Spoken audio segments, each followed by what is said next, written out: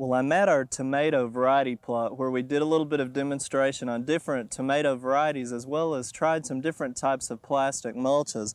And the first thing that I want to remind you, if you put in a plastic mulch like we did and your plants haven't grown over it to shade it out, you need to make sure that you come in with straw and cover that plastic, because now it's getting hot enough in the summer that it will heat up too much and it will actually influence the production of your tomatoes.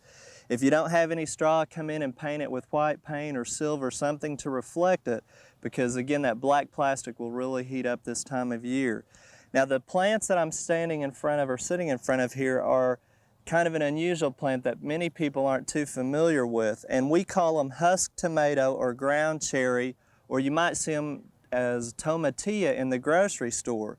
It's in the tomato family, kind of has a cascading effect to it here, and really I found out that the husk and the ground cherry are smaller fruits and the tomatillo really is a little different species with a larger fruit.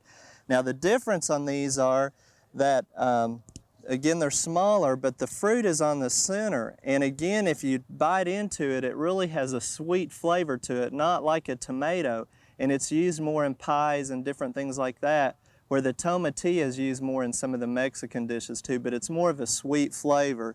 Now, the flower is not very showy. We've got a small one right here. They open up early in the morning, and then as they are pollinated, you'll see different sizes, and then they'll turn into a greener color. And then once they're ripe, you start picking them when they first start turning a pale color or an off color. And again, you can see we've got some variation of sizes. Now, we'll have some in here that have holes in the shell, and what has happened is our tomato fruit worm has gone in there and fed on it and some other caterpillars, and we've damaged them. Now, you can imagine it's really hard to control that fruit worm with the shell on it like that. And here's a green tomato that I pulled up that has a tomato fruit worm coming out of it where he had burrowed in it, and we've lost that. And again, it's the same thing as a corn earworm or the cotton bollworm. It's just given a different name on whichever fruit or vegetable it feeds on. And there's different organic type of controls and other pesticides that you can use on that. Also, this time of year, you'll start seeing your tomatoes as they ripen up, they have a yellow speckled appearance like this, and some of them can get kind of knotty, and that's from the leaf-footed bug or stink bugs that go in and pierce it. So those are some good insect problems you need to keep an eye on, and again, the controls you can get from your county extension office. Now I'd like to show you some of our other varieties that we experimented with this year. We did a little bit of pruning, and we got a little bit earlier production on the ones we pruned the most severe, but we've got a lot of harvest here this morning, and the first variety I'd like to show you is the yellow pear tomato.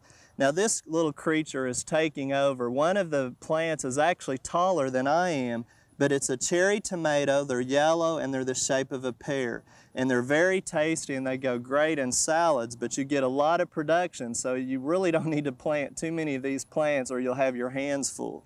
So we're really pleased with that one, and that's the same one we're using in our hanging basket as well. Now the next bunch over here I'd like to show you actually looks like a bell pepper that we've left on the vine to ripen, but really it's called the yellow stuffer tomato. And again, it's a tomato, but it has the characteristics of a pepper, and I'm going to cut into this one and let you see what it looks like. It even looks like a pepper in the center, and once you hollow it out, it's great for stuffing with salads and that kind of thing, and also with baking. Now the thing about this one is it's really bland. It doesn't hardly have any flavor. I couldn't even tell that it tasted like a tomato, so you really need to put a lot of stuffing in it to get any type of characteristics or taste out of it at all. But it's an interesting conversation piece, if nothing else. And the last ones that I want to show you, another one that's kind of a cherry type tomato. This one is called green grape, and this is the ripe color of it. And when you cut it open or you peel it, it looks like a grape, and it's green on the inside. And you'd think with that yellow color that it would really not have much taste, but it's very tasty. So again, it's a good one to slice up and put in a salad. And again, it's an unusual shape and color and unusual texture, but again, very tasty. Now the other variety that we tried in here was our better bush, which if you'll remember, it's the plant that doesn't require staking because it's a determinate growth habit. And we've got several of those. We've got a little bit of stink bug damage, But these are the ones that look a little bit more like what we're used to seeing in tomatoes, and again, they're quite tasty too.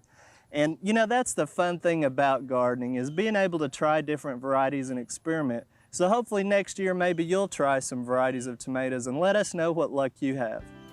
We hope you've enjoyed this classic from the Oklahoma Gardening Vault. Remember, even though these tips and techniques are timeless, there's always something new to learn in the world of gardening. By subscribing to both Oklahoma Gardening and OK Gardening Classics, you'll have access to a wealth of gardening knowledge, both classic and contemporary.